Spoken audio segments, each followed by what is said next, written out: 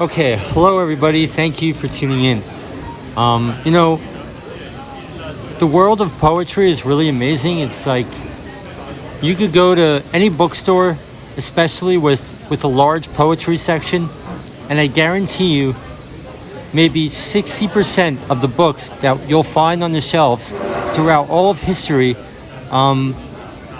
obtain messianic prophecies and all that kind of stuff are the times we're living in now. So the poem that you see on your screen is just a book I just randomly picked up and happened to be thumbing through. It was $100. I couldn't buy it. But this is a poem by a man named Dean Swift. I believe this is from the 1600's. And it contains stuff that's happening right now. So I'm just going to share it with you. It's a riddle, but we actually know what it means. So let's see what we can learn from this poem. Okay, so this poem is called Answered. Let's see what it says.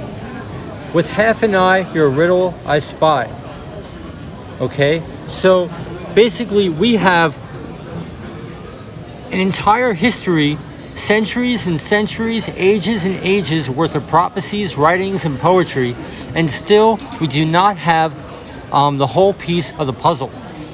So this would confirm what we see at the end of the Gospel of John, when Jesus says, "What is it to you what happens to John? You follow me."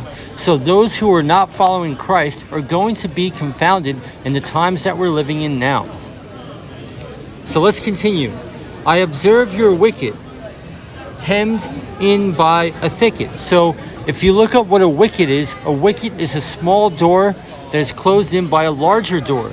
So I observe your wicket hemmed in by a thicket literally is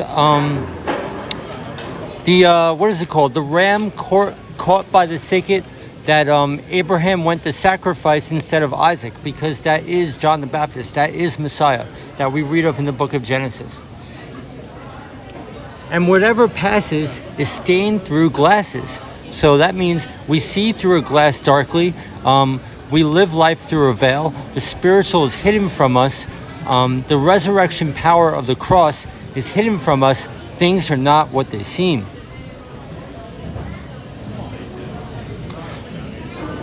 Okay, so now we're getting into things that are literally happening right now. You're reported to dwell like a monk in a cell. You say it is quiet. I flatly deny it. It wanders about without stirring out. No passion so weak, but gives it a tweak. Love, joy, and devotion set it always in motion. So these are the conditions and the whitewashed, inhumane conditions of the homeless shelter and Satan's control over that and the whole whitewashing, gaslighting thing that's going on. It's really amazing. Mind you, this poem was written in the 1600's and it's exposing what's going on right now.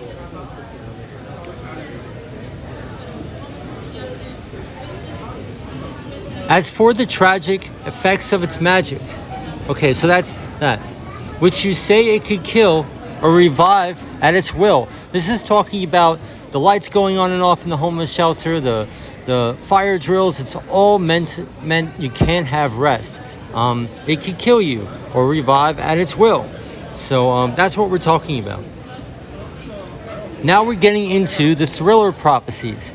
The dead are all sound and revive above the ground. After all you have writ, it cannot be wit. Okay, so we talked about this. We have centuries and centuries of prophecies hidden in poetry and all that kind of stuff. We do not have the entire piece of the puzzle, which plainly does follow, since it flies from Apollo. So Apollo is the god of the sun. That's the coming and the reign of Christ in the summertime, where, right, it's cowardice such, it cries at a touch. Okay, so